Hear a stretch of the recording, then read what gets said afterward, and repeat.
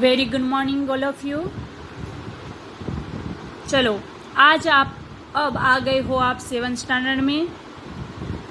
आपके 7th standard की जो रुचिरा हमारी जो बुक है उनमें पीछे व्याकरण में वर्ण विचार का एक प्रकरण है पूरा।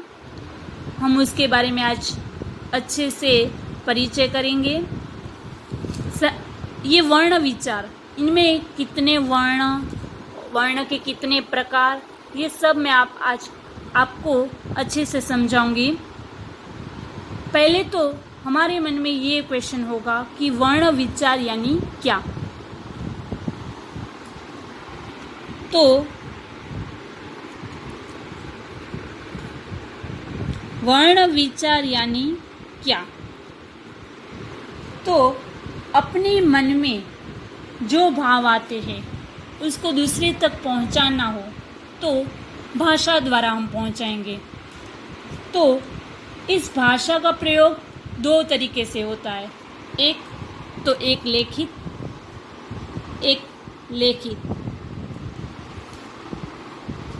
और दूसरा तो मौखिक। एक लेखित और दूसरा है मौखिक। लेखित यानी लिखकर और मौखिक यानी बोलकर। भाषा शब्द है वो भास धातु से बना है। भाषा है वो कौन से धातु से बना है? भाष। ये भास जो धातु है उसके ऊपर से ये भाषा शब्द बना है। अब भाष का अर्थ होता है बोलना। भाष का अर्थ है बोलना। बोलते समय जो ध्वनियाँ मुख से निकलती है उनको लिखित रूप देने के लिए हमें वर्णों अर्थात अक्षरों का प्रयोग करना पड़ता है। सरल भाषा में कहे तो वर्ण ध्वनि का लिखित रूप है। वह छोटी से छोटी ध्वनि जिसके और टुकड़े नहीं हो सकते हैं उसे वर्ण कहते हैं। मैं यहाँ पे आपको बहुत छोटी व्याख्या में समझा देती हूँ कि जिनको लिखित रूप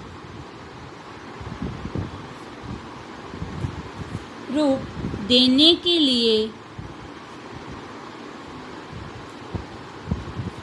के लिए हम वर्णों अर्थात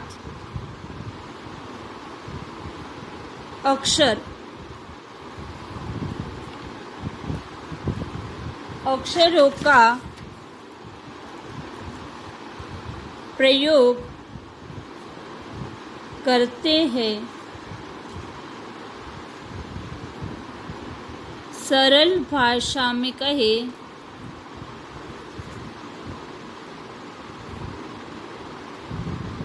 वर्ण ध्वनि का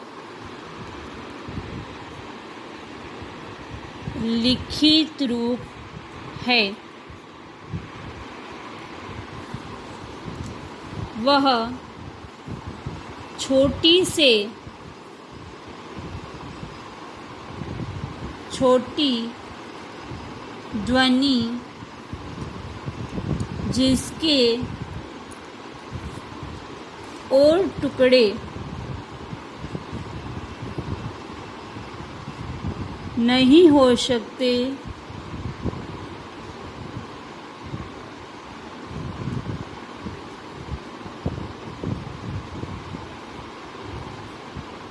उसे वर्ण कहते हैं। अभी ये जो व्याख्या है वो हमें सरल भाषा में वर्ण का परिचय दे देती है कि वर्ण किसको कहते हैं, कि जिसका कोई छोटे से छोटे ध्वनि से उसके टुकड़े नहीं हो सकते और उसको हम भाषा के रूप में प्रयोग करते हैं। ये जो व्याख्या है वो आप अपनी बुक में भी लिख लोगे। आप अपनी बुक और पेन हाथ में ही रखना। जो आप लोगों को मेन पॉइंट यहाँ पे लिखवाऊँ वो आपको अपनी बुक में भी नोट करना है। संस्कृत भाषा में प्रयोग में आने वाले वर्ण भी दो प्रकार के हैं। वर्ण के प्रकार है दो। कौन कौन से? तो स्वर और व्यंजन।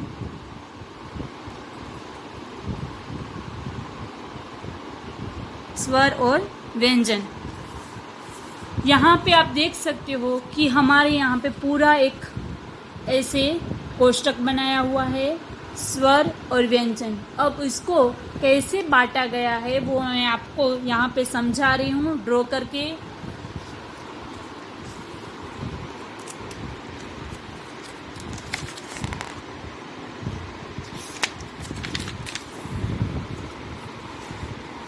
यहाँ पे संस्कृत में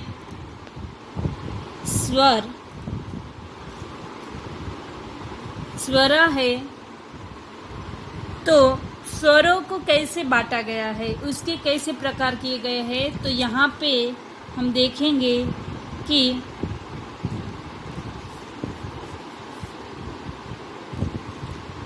एक है ह्रस्व स्वर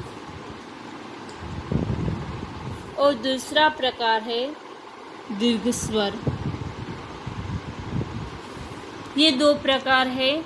अब यहाँ पे आप देख सकते हो कि ह्रस्व स्वर और दीर्घ स्वर ये स्वर के ही प्रकार है। और आप लोगों को अभी एक क्वेश्चन होगा कि ह्रस्व स्वर किसको कहते हैं और दीर्घ स्वर किसको कहते हैं। तो मैं यहाँ पे लिख रही हूँ ह्रस्व स्वर तो कौन कौन से? तो अ, ई, उ, रू और लू, ये है ह्रस्व स्वर। बाकी जो बचे हैं वो सारे दीर्घ में आएंगे। आ, ई, उ, रू, ए, ओ और औ। अब आप यहाँ पे देख सकते हो कि ये जो स्वर है वो ह्रस्व और दीर्घ दोनों में बांटा गया है। अब ह्रस्व स्वर इसको क्यों कहते हैं? तो ह्रस्व स्वर इसीलिए क्योंकि ये जो 5 मूल स्वर है 1, 2, 3, 4 और 5, ये जो है तो वो कोई अन्य स्वर या तो इनके दीर्घ रूप नहीं है, इसीलिए इसको ह्रस्व स्वर कहते हैं। जबकि ये दीर्घ स्वर क्यों कहते हैं इसको? तो ये जो है वो 2 स्वरों के जोड़ों से बना है, या तो उनके साथ कोई 2 स्वर से संधि भी बनती है। तो मैं यहाँ पे आपको एक उदाहरण देती हूँ कि जैसे कि अ प्लस ई, ये अगर 2 मिले तो ए बनता है, इसीलिए ये दीर्घ में आता है। ये रहा। अब आगे बढ़ेंगे तो इसके बाद है व्यंजन। तो व्यंजन इसके नीचे लिखेंगे।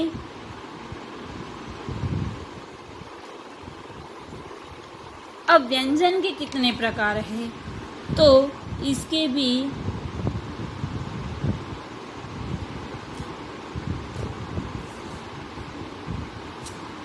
ऐसे 2 प्रकार है। एक वर्गीय, एक तो वर्गीय व्यंजनीय और दूसरा है अवर्गीय।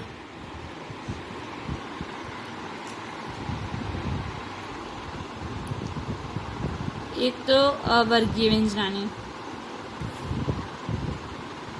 अब वर्गीय में कौन कौन से आते हैं और अवर्गीय व्यंजन में कौन कौन से व्यंजन आते हैं वो देखेंगे। तो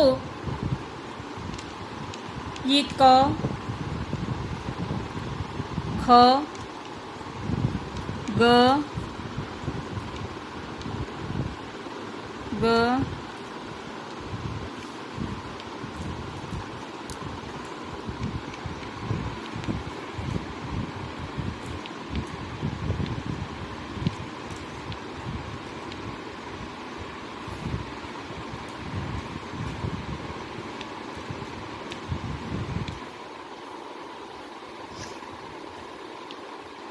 ड ढ ण त थ द द न प फ ब भ म। आप लोग यहाँ पे देख सकते हो कि ये सारे वर्गीय व्यंजन हैं, क्योंकि यहाँ पे जो पहला ये वर्ण है, जो व्यंजन है, वो इसका वर्ग है। यानी कि क वर्ग में कौन कौन से आते हैं, तो क वर्ग में ख ग ग ण। च वर्ग में कौन कौन से आते हैं, तो छ ज ज ज। ऐसे ही सारे जो फर्स्ट ये पहले है वो व्यंजन वो वर्ग है। अब अवर्गीय व्यंजन कौन कौन से हैं, तो अवर्गीय व्यंजन में भी दो प्रकार है। एक है अंतस्था और दूसरा प्रकार है ऊष्माणः। अब इनमें कौन कौन से आते हैं, तो य र ल और व, ये चार है वो अंतस्था है। जैसे कि ऊष्मा कौन कौन से है, तो स और ह, ये चार है वो ऊष्माण स्वर है।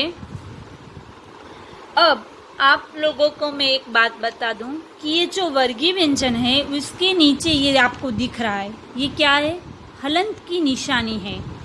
ये हलंत की निशानी क्यों है, तो जब संस्कृत में जब यहाँ पे मैं ऐसे क लिखूँगी, हलंत क लिखूँगी, तो इसका मतलब ये होगा कि ये क में कोई स्वर जुड़ा नहीं है। यानी कि ये क है वो हलंत नहीं है। यानी कि ये क में कौन सा स्वर जुड़ा हुआ है, अ।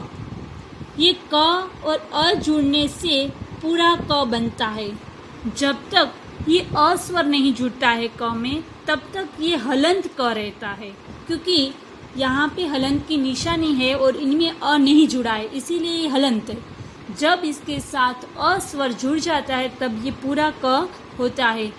अब आपको ऐसा क दिखे तो आप लोगों को समझ जाना है कि ये क में अ स्वर जुड़ा हुआ है, यानी कि ये पूर्ण रूप है इसका। तो हमें पता है कि जब हम व्यंजन बोलते हैं तब व्यंजन बोलते समय हमारे साथ साथ व्यंजन के साथ साथ हम स्वर का भी उच्चारण करते हैं। व्यंजन है वो स्वतंत्र नहीं है, जबकि स्वर है वो स्वतंत्र है। तो क बोलेंगे तो उसके साथ साथ हमें कौन सा स्वर हमें साथ में बोलेंगे, अ। क अ आया, तो ऐसे क में अ जुड़ता है तब ये क का पूर्ण रूप बनता है, वरना ये क है वो हलंत रहता है। यहाँ पे आप देख सकते हो कि मैंने हलंत की निशानी सबके नीचे की है, तो इसके अंदर जब स्वर जुड़ता है तब ये पूर्ण रूप बनता है। अब आगे देखेंगे तो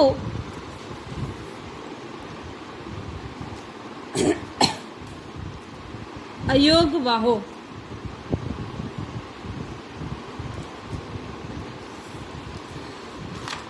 अयोगवाहो यानी क्या, तो संस्कृत में जो अनुस्वार है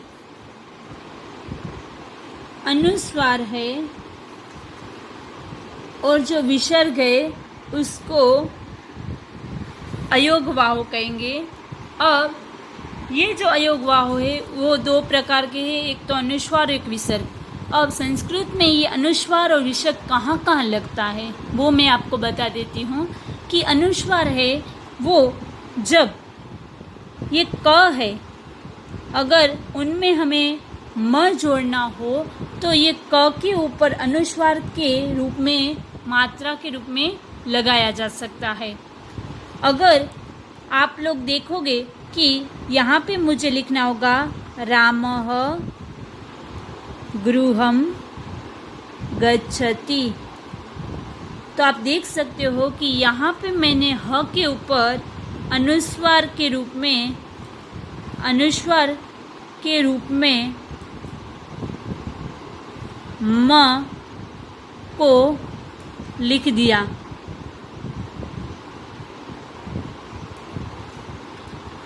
ऐसे ही ये विसर्ग कैसे लगाया जाता है और विसर्ग का उच्चारण हम कैसे करेंगे। तो विसर्ग है, उसका उदाहरण यहाँ पे आप देख सकते हो कि यहाँ पे उदाहरण है, वही उदाहरण यहाँ पे भी हम लिख सकते हैं। रामः विद्यालयं गच्छति। अब आप यहाँ पे देख सकते हो कि ये जो राम है उसके पीछे मैंने विसर्ग लगाया है, रामः, यानी ये विसर्ग का उच्चारण होगा ह। रामः विद्यालयं गच्छति, ये होगा विसर्ग। तो आप देख सकते हो कि संस्कृत में हर एक शब्द यानी कि जो प्रथमा विभक्ति यानी कि कर्ता होता है उसके पीछे विसर्ग की निशानी आती है। विसर्ग है वो मात्रा के रूप में लगाया जाता है। आप इसके बाद हम विभक्ति भी देखेंगे और समझेंगे। तो नेक्स्ट पीरियड में हम विभक्ति के बारे में भी जानेंगे ताकि आपको पता चले कि प्रथमा विभक्ति में विसर्ग कैसे लगाया जाता है। हमने पूरे वर्ण विचार का परिचय लिया। तो आप लोग अपने घर पे होमवर्क में ये पूरा जो वर्ण विचार है वो एक बार यहाँ से बुक में आप देख सकते हो, मैं इसकी PDF फाइल भी भेजी है, तो उनमें से देख लेना। और ये पूरा का पूरा जो वर्ण विचार है वो आपको अपनी बुक में लिखकर याद रखना है। और कौन कौन से स्वर, कौन कौन से व्यंजन के प्रकार कितने हैं वो सब कुछ आपको याद रखना है। यह आज आपका होमवर्क है।